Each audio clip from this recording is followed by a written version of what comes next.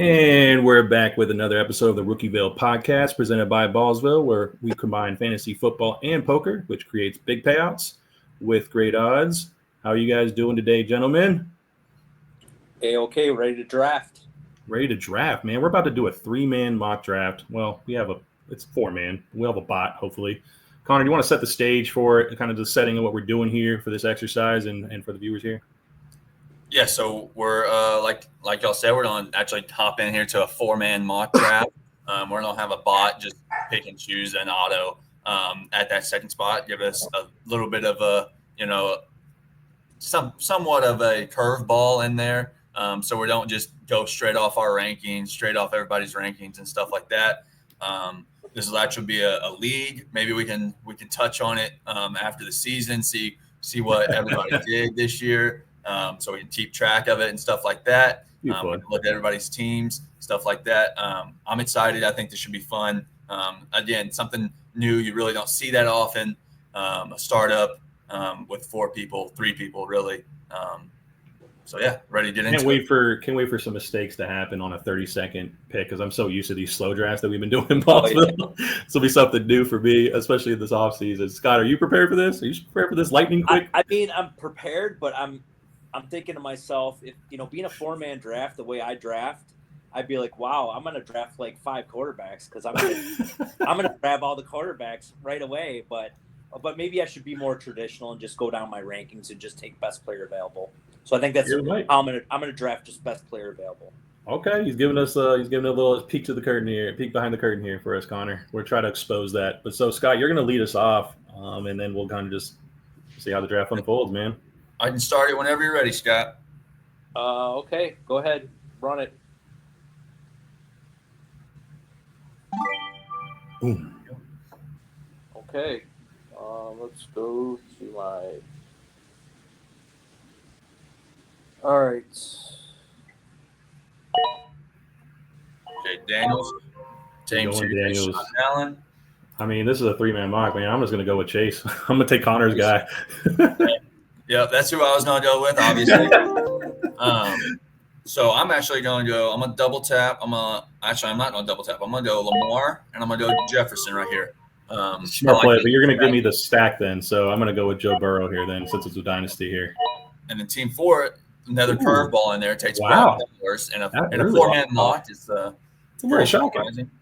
Yeah, it's a little surprising to me. I think JoJo's a little pissed off at Team 4 right now. So I am a little pissed off, man. That was gonna be like maybe my round 4, round 5 pick, depending on how things unfolded here. Okay, when Jalen Hurts got his 2 mobile QBs. Scott, are you a mobile QB guy only? Yeah. Do you care about the QB archetypes? I like mobile quarterbacks.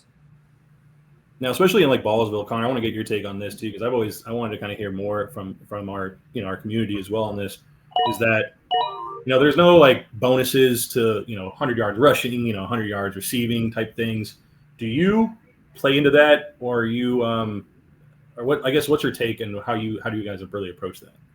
So I've never really actually been in many leagues that do the bonuses. I've always thought they were pretty fun. I know Sean's in a big one that he loves. That he has all types of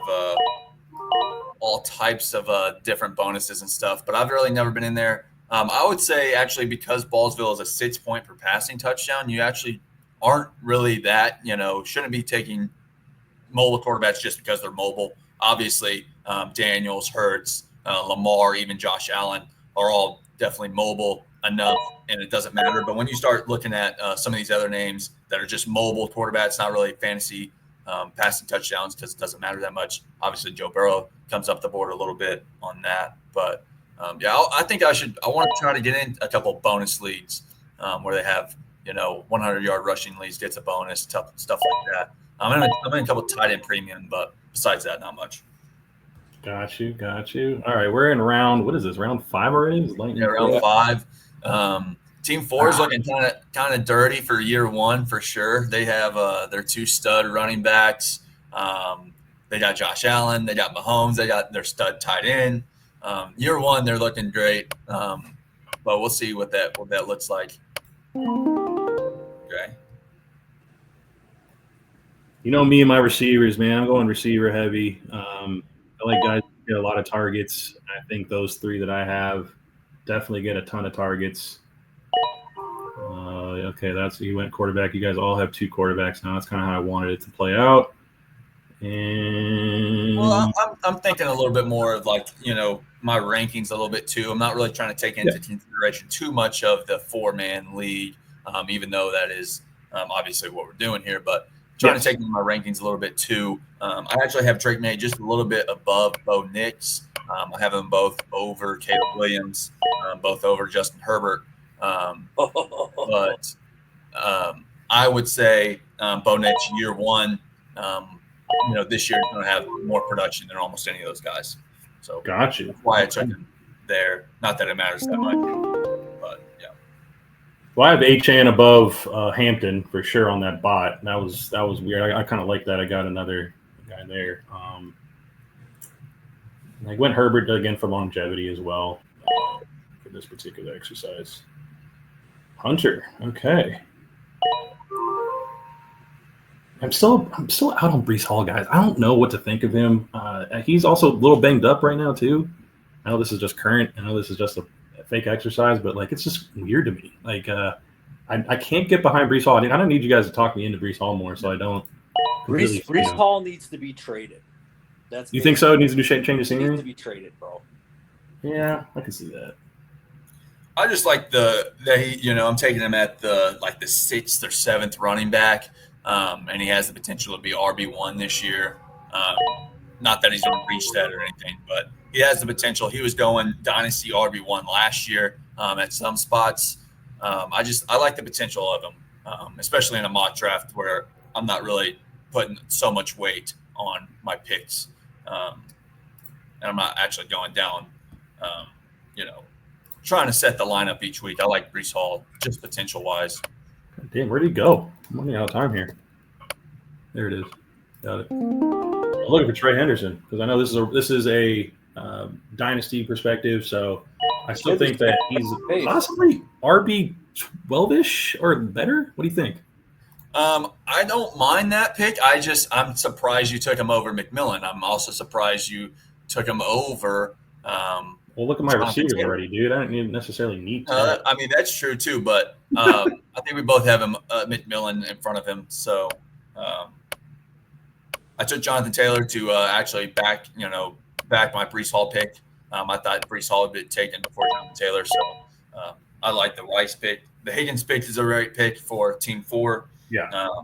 There's still tons of QBs, obviously, because we're 4-man draft here, but obviously these QBs would fly up these 12-man leagues. Well, yeah, if it was 12, we would all be taking more than the 2 quarterbacks that we took in the first 5 or 6 rounds here. But we're kind of also have to adapt to the format here. Having some fun with it. Like and comment and subscribe. Comment if we're making any mistakes that you guys probably would take in this kind of a format. Also, keep in mind it is 30 seconds and also Dynasty. Some of the year 1 production, I would definitely not take Henderson that high if it was more year 1 production oriented here. Now I'm a little torn here. I want to take a third quarterback like Sky here, but I'm torn between Drake May and Caleb Williams here. I'm going to go with the better offense, seemingly. I'm going to go with Caleb on this one. And now if that brings him to what? What does that bring him to? 1, 2, 3.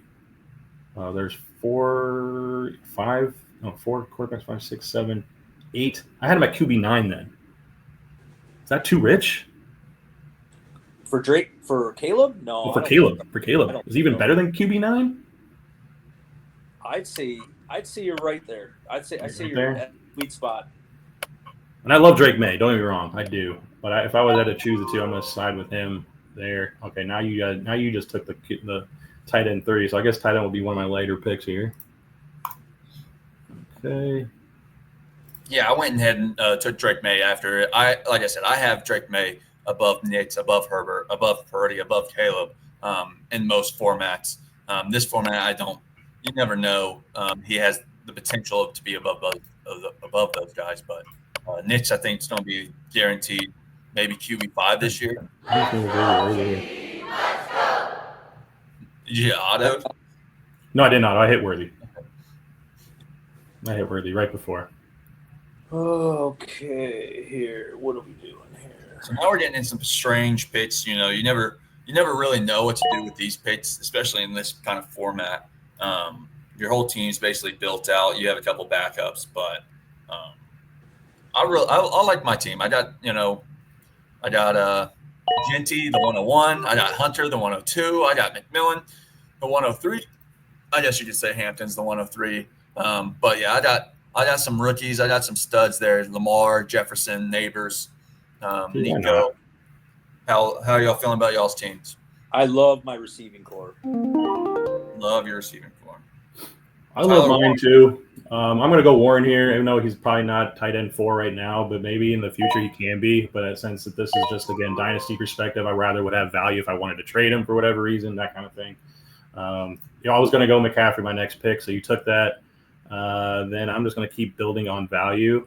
But I'm also going to try to, if I were to compete, I'm probably still going to want some production out the gate. So I'm going to go kind of more veteran heavy here. Yeah, that's the same thing I did. I took another quarterback, Murray. I think he's getting underdrafted a little bit now because of the slow end to his year last year. And McCaffrey again another name that I've taken that has the potential to be RB1 this coming year. I got 3 guys, I think maybe even 4 guys that have the potential to be RB1 this year, which I love taking RB1s. Not a huge fan of taking RBs, but when you get a guy that like McCaffrey that late, I like it. So I hear you. You know what? Take another quarterback.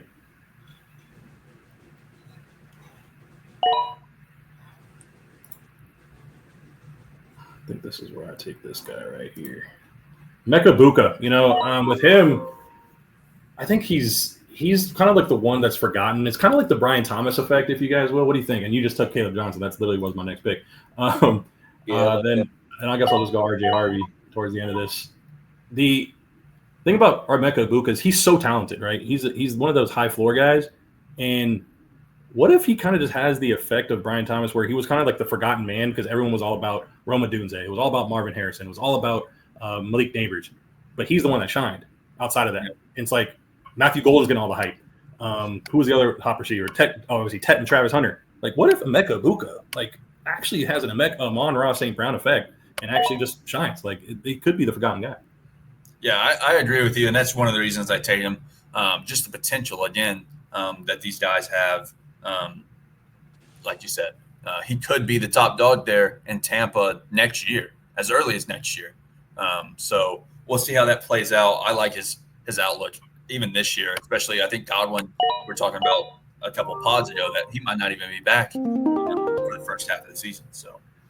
Got you. And I just took Tyreek Hill, number 17 here. I went this route just because, again, if he has any sense of himself, man, granted, that's 17 picks in, which is cool. Yeah, I'm pretty good about the team, though. Overall. We didn't really get to look at the end of this draft right here because I forgot to share the bottom of the screen. But we'll take a pick. We got to see Egbuka here, and then Scott here said he loved the receiver core, and then took 3 back-to-back wide receiver 2s over there. What's up with the Pickens, the Addison's picks? So the Pickens was I was up against the clock. I didn't mean to pick that pick. I actually like Addison, and the reason why I like Addison that late is he's still young. He's going to be in a great offense, and obviously if anything happens to Jetta, we already know Addison's number 1. You're talking top 10 wide receiver at that point. I mean, he proved it last year, so I don't mind the Addison pick at all. But yeah, the Pickens was I was up against the clock, and I didn't mean to pick him. I probably would have looked for another running back. Yeah, I hit Loveland here on the end because I took Kittle as my tight end 1 because of the immediate production, but Kittle's up there in age. I get Loveland, for the future at my tight end spot. So I really like Loveland. especially after some of the tight ends. Some people have Loveland all the way at, tight end 3, tight end 4. I'm not quite that high. I have him after Warren, obviously. I do have him after Laporta, and I have him after Kittle. I think Kittle is one name that I think is, for some reason, I'm not sure the reason, is sliding down startup draft boards just because of his age, I'm assuming. But he was tight end 1 last year, or tight end 2 last year, I think, actually, behind Bowers. So I think he should be top 4 in everybody's boards. What do you think, JoJo? Loveland?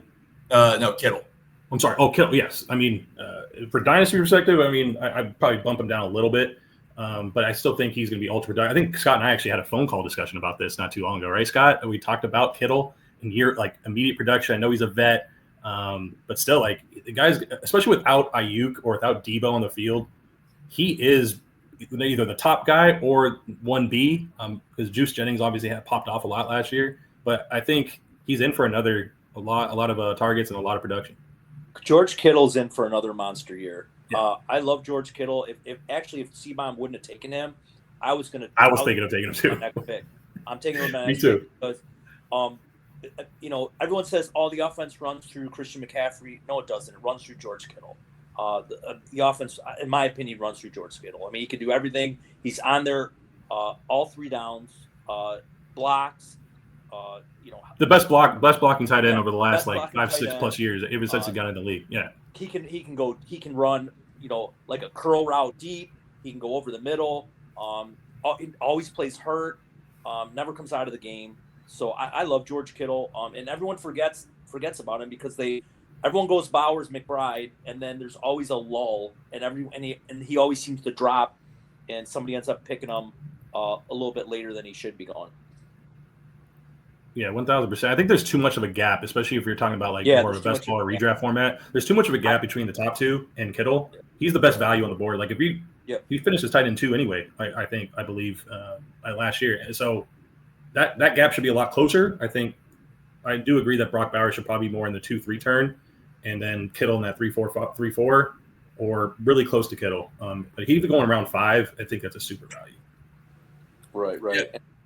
And like I said, I was talking about Kittle a little bit earlier, but for immediate production, I just think he should be going, like I said, tight end 4, tight end 5, maybe, just because of what you're guaranteed to get out of him that you're not guaranteed to get out of almost any other tight end. Just basically, the last few years, tight end has been, hit or miss. You had one stud year from Laporta. You had Brock Bowers last year, but besides that, you really haven't had that much production besides Kittle and Kelsey every single year. 100%. And his contract too. I don't know. I was listening to a podcast the other day that said his contract is so low, for the amount of money that he makes. It's actually a really team-friendly contract. Gotcha. Well, you see some of these little projections, if you will. I think Scott might have to just adjust a couple of things on his roster. I think make sure the quarterback is in the super flex spot. I don't think he's that far behind Connor. Or actually, no, it was 159. I thought it was a little lower than that. But anyway, I loved this exercise. Maybe we can do more of these. It was pretty fun. Just kind of having a God Squad type team or a Madden Ultimate team if you guys are in the Madden streets. This was pretty fun. Connor, anything else you want to do before we wrap up here? No, I think that, like you said, that was fun. Not in our rankings or anything like that. We're just kind of goofing off a little bit, taking some players that we wouldn't normally take above each other. But it's just fun to see what you can do in different formats as well. Look at the rookies. This is RookieVille Pod. You can see all the rookies that we took. JoJo took Warren, and you took another rookie. Who was the other one? RJ Harvey. I took RJ Harvey. And Hendo. And Hendo. Yeah. And Hendo. Oh, and Hendo. And I went a lot pretty rookie heavy. I took Genty. I took Travis Hunter. I took Caleb Johnson, Mbuka, McMillan, and Loveland. And then you can look at other teams. I think Team 4 didn't even take a single rookie. They did take Amari Hampton and Judkins. And then Scott took – I didn't take a rookie. You didn't take a rookie. That's who didn't take a rookie right there. So you can see all the different. I'm built to win now. Yeah. See, you can look at all the different styles. You got a couple rookies out of Team 4, You got a bunch of rookies out of me, you got a couple of rookies out of JoJo, and you got no rookies out of Run the Hurry Up. And that's just the different styles that you can play with in dynasty startups. So it's always fun doing actual dynasty startups where there's money involved. But even these are kind of fun. You get to, like I said, take players you wouldn't normally be able to take. Stuff like and that. guys, I didn't take Jack Besh. Don't worry. I'm not that married to him, but I love the guy. I love him. I love the guy. Anyways, guys, without further ado, stay tuned to another episode of the RookieVille podcast. We're almost done with the mini series. If you want to like, comment, subscribe, especially comment on some things you might want to see about this rookie class, maybe it's different, maybe format of how we want to deliver some of the information about your favorite rookies. Put your favorite rookies in. We can dive into them. We can put it in a different way. Look out for some more different things of like dynasty holds and folds, if you will, who we want to trade value, things like that. But again, like and subscribe, and also check out Scott and the other crew on the Mainville Pod, which will be, again, another episode on Wednesday. But, Scott, any final thoughts before you go on your vacation, man? Before we close up here. I am going to be off the grid. It's going to be nice. See, here at Ballsville, we draft 365 days a year. We're always football. So I'm a little burned out right now because of everything we've been doing. So it's nice to take a couple weeks away from football and then get back. I think it's the perfect time because training camp is kind of getting going, but not really. So I love to take a couple weeks off, and then after 4th of July, I'm right back at it for the whole rest of the season. So I'm looking forward to a nice little 3-week vacation without football. All right, under. We have to do this. Yeah, we'll do a re-roll, but over under on Scott's complexion, darker or lighter when he comes back. Right? Put it in the comments. It'll be red. All right, go ahead. Let's do another spin because the guy who won last time did not claim, so we'll have to re-roll. And I won, and you guys totally overpassed me. I can't believe that. Well, maybe if you do win on this one, maybe you can see what you want to do with this. Okay, let's go. Actually, I don't even see Scott in this one. Actually, anyway. Yeah, Scott's out, and also Brady D, who won last time, didn't check out the last episode, didn't tell us that he won. So. Here at Ballsville, if you want to win something, you have to at least put in the effort to come claim it. So we're going to re-roll here to all of our people that entered their name in a little bit ago now for another $7 free entry to a bid game before we actually run out of bid game spots. Go ahead and spin it, and I'll just make another comment because just for Brady D. Look, man, you did win, but don't worry.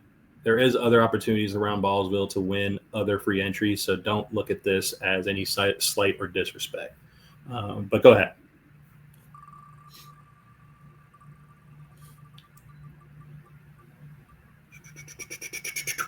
Jay Morris. All right, Jay Morris, congrats. And I hope you watch this episode to claim your prize this time. All right. And without further ado, gentlemen, let's get out of here. Let's get Scott. Scott, go get packed up. Go get your stuff. Make sure you don't forget your toothbrush, and obviously clean underwear. Yeah, we'll let you get out of here, buddy. Thanks a lot, gents and gentlemen. I want to thank you guys for having me on. You guys are doing a banging job, man, with these episodes, and I want to see more of you guys in the future. Awesome, man. Well, hopefully we keep bringing you guys more good content, and take care, everyone. That's a wrap.